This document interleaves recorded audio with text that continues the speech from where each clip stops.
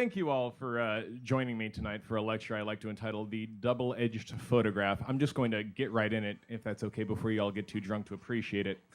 Ready? Thank you.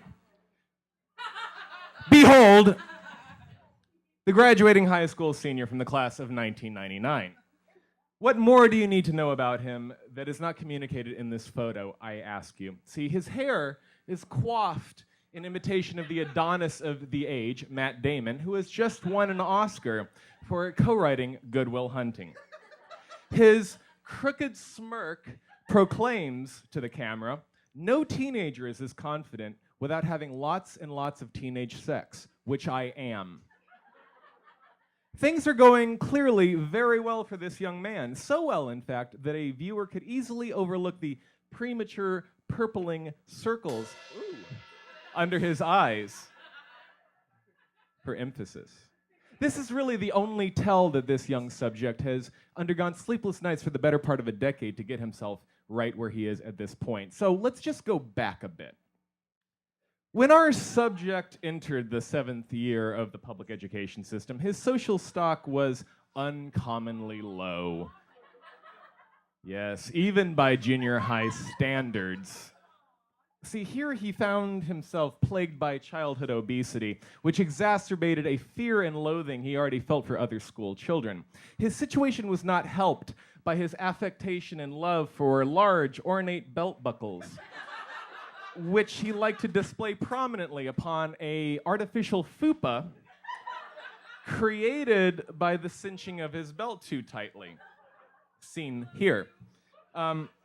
Our subject dealt with this by preferring the company of video games and fantasy novels, and his family, especially that of his Southern grandmother, for whom being overweight and sensitive was just a sign of good health and deep thinking.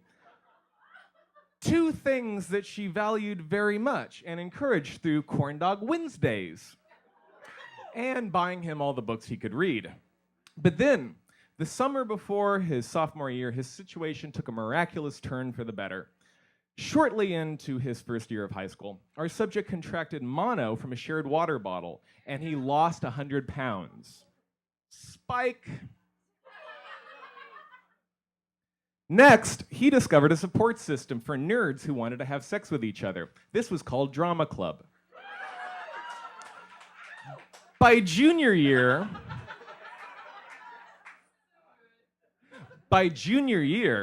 he had acquired his very own car, which made him an instant hit with pedestrian children. And then came senior year, a year defined by a girlfriend who he actually wanted to tell other people was his girlfriend.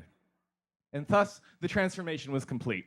Our subject was beginning himself to forget at this point who he had been before it, which was both necessary to maintain his gains, of course, but also very natural.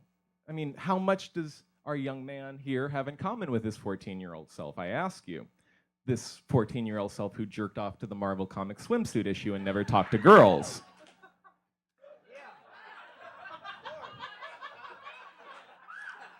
I had good times with Storm. Good times. But while these photos illustrate our subject's truly meteoric growth, they were also capable, it turns out, of undermining it, as he came to find out shortly before graduation. See, Patrick Henry's class of 1999 offered parents the opportunity to underwrite the cost of the yearbook by taking out reserved paid ads in the back of it. Yes. Mostly, these were just innocuous bits of fundraising. They were targeted to a suburban middle class that really had no hope of seeing their family name in print otherwise. But for our subject's grandmother, the concept was like catnip. It was like catnip to a cat that knew it had a problem and had to keep it under wraps unless the family took it away from it. So she waited quietly until it was too late to stop her, and then she brought the house of cards that was our subject's social life crashing down around him. During his final week as a senior here at Patrick Henry High, as the yearbooks were being disseminated throughout the student body, everyone he knew seemed to find something absolutely incredibly hilarious about them that he could not share. And waiting until the end of the day to pick up his own copy, he was the last person to know what was so funny.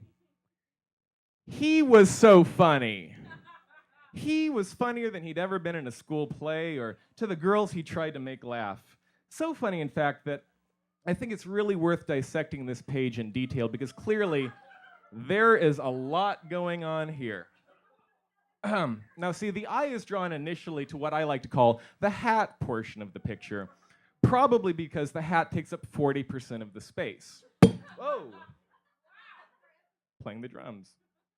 Now, this is a hat typically reserved for homeless leprechauns or eccentric child molesters. So what, you must be asking yourself, is it doing on our subject's head? But if you look just a few inches down, you'll see that he's wearing a leather tunic and a sword, and you realize, oh, yes, of course, he's at a Renaissance fair. Now, this photo alone led one friend of our subject to dub him every day hereafter as ye old faggot. Which leads us to the photo that I like to call the twins.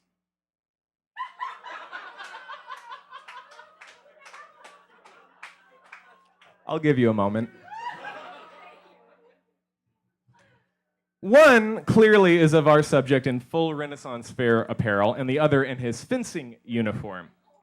Both were captured through the cheesecloth of a Sears photo booth on the same day and presented to his mother as a Christmas present at the age of 15. Now, what's interesting about these photos from an art history point of view is there's clearly the difference in which the way the swords are being held. Obviously, he feels less confident in his sporting apparel with his flaccid, downcast rapier than he does in his jaunty Renaissance tunic, as illustrated by his proud, erect sword held aloft. And the come sit on my face smirk, which he perfected in his graduation photo, really made its first recorded appearance here. And then the rest of the page is taken up by the aforementioned James Dean impression in front of the Cirrus and a benign, totally banal childhood photo. But here's the thing. I think that it's the inclusion of the blameless photos that make this collage so jarring, because as a whole, this is actually a very fair piece of evidence as to what our subject's life was like for the first 18 years of his life. This is the grandchild that his grandmother raised, equally adoring through the moments he'd like to forget as those he'd like to be remembered by. They're indistinguishable from one another as all part of the same timeline. And it's this gesture that really encapsulates the paradox of our subject's attempt to rebrand himself over the year, and also our moral of the lecture that you are all joining me here for tonight. You see, as he found out, he could only change as much as people were willing to forget him. And who among us would rather be forgotten than humiliated? Thank you. Justin Hudnall, everybody.